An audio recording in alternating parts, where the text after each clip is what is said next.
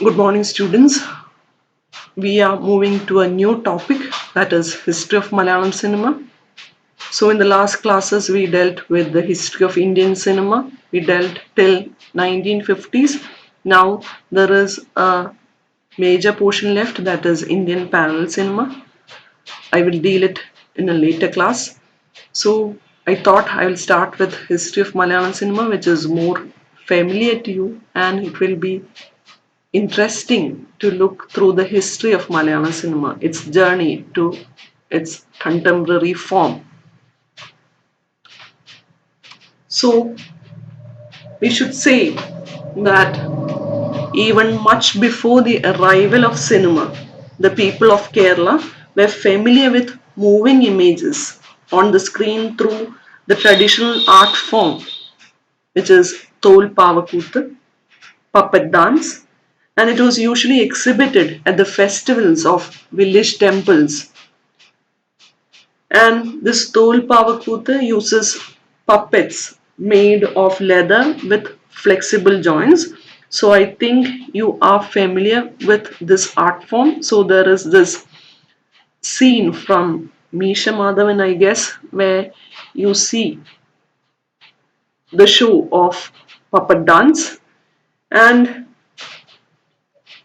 it has this flexible joints which are actually moved using sticks, and the shadow of these moving puppets are captured on a screen using a light source from behind, creating dramatic moving images on the screen.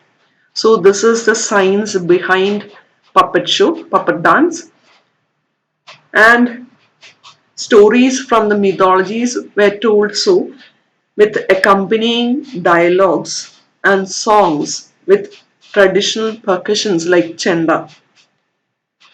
And puppet dance actually uses some of the techniques widely used in cinema, like the close ups and long shots. And apart from the art of Tolpavakuttu, which exhibits the nature of cinema, there are many other folk arts and classical dance forms. We have Kuthu, Kudiyattam, Kathakali, which exhibit very high visual qualities in their form. So, this rich legacy of Kerala's visual culture led the filmmakers of Kerala to take up cinema in a different way rather than mere plain storytelling. So, I have discussed an anecdote with you where there was this first exhibition of arrival of train where all these audience, out of fear, it is said that out of fear they ran out of the theater house when it was first exhibited. But that was not the case with Kerala audience. We were already familiar with visual art forms. So we were actually visually literate when compared to the other audiences. And also, we should talk about the first films. The first feature film, it was Vigadavumaran, made by J.C. Daniel in 1928,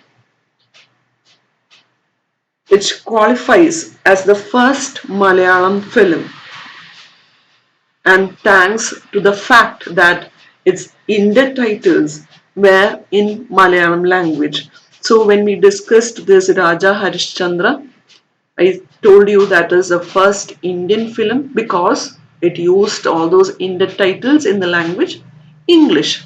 So that is why it earned the title as the first Indian film. So here it uses all those titles in Malayalam language, and the film actually stood apart with a social theme while mythological films ruled the film arena all over India.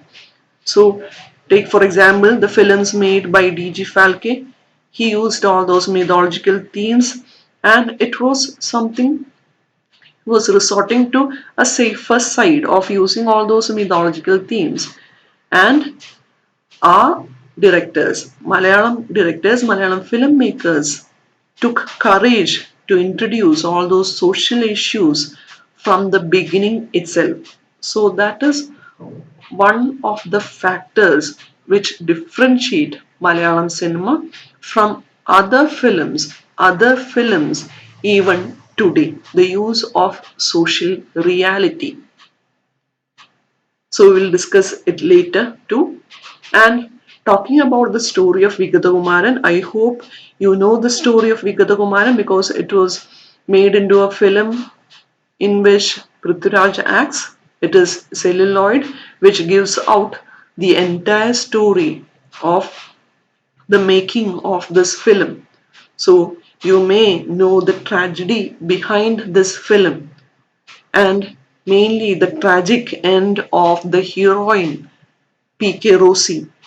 So P.K. Rossi came from a Dalit background, and it is said that she came from a poor family. So it was like when she came to the sets, she brought her own lunchbox. So she believed that acting in a film will change her life, but I should say that it actually changed her life, but not as she expected. So there was a scene where we see the hero taking out a flower from the hair of this heroine. So the heroine's name in the film is Sarojini. So we see a scene where this hero takes out a flower from the hair of Sarojini, and it actually irritated the audience. They started yelling, and that was the first day. Day it became worse. They started tearing off the screen and pelting stones at the screen. And there ends the tragic story of Bigadakumaran. It was said that she had to elope overnight because of the fear of a mob attack. So that is the tragic story of the first film. And the second film, Martandavarma, it was even more tragic. So Martandavarma was the second film. It was directed by P.V. Rao and it was based on a book by C.V. Raman Pillai. And it is of great significance because it is one of the few films that from that era that remains completely intact. And the tragedy related to Martandavarma was, as you studied in informatics, it was the issue with copyrights.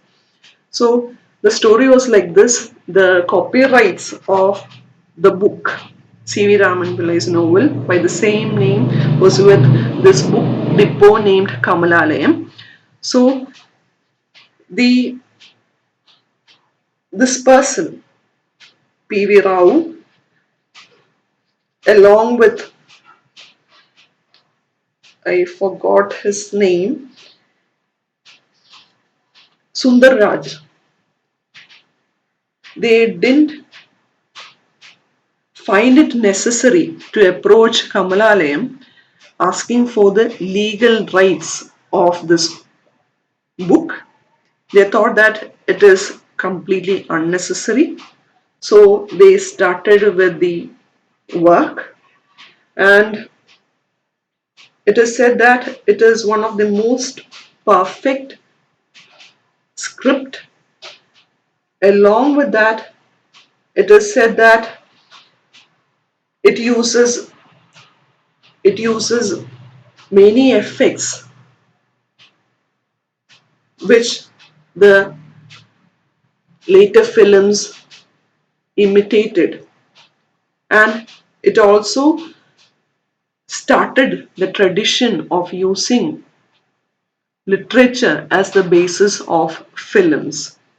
So back into the story. So they didn't find it necessary to get the copyright from the Kamalalayam Book Depot, and they went on with the work. They invested a lot of money, and they recruited many talented actors and actresses from theatre for this movie. And it was in 1933 in Capitol. The first exhibition of this movie was about to take place, and then comes the stay from the court that was given by the case was given by Kamalalayam Book Depot, and they went on with this legal disputes, and it was said that Marthandavarma never saw the screen. So Vigadakumaran at least once saw the screen, while Marthandavarma never reached the screen. So that these are the two films which becomes important part of the history of Malayalam cinema, yet had a tragic history. So with these two films, with the introduction of these two films, I'm right now concluding my lecture. So if you have to look through the history of Malayalam cinema, I would suggest a book by M. Jayaraj. It is Malayala Cinema Pinnitta Vazhigal. So it is an interesting read which gives out the history, the whole history of Malayalam cinema. So this is just an introduction. If you have any doubts to clear, please contact me. Thank you, girls. Have a nice day.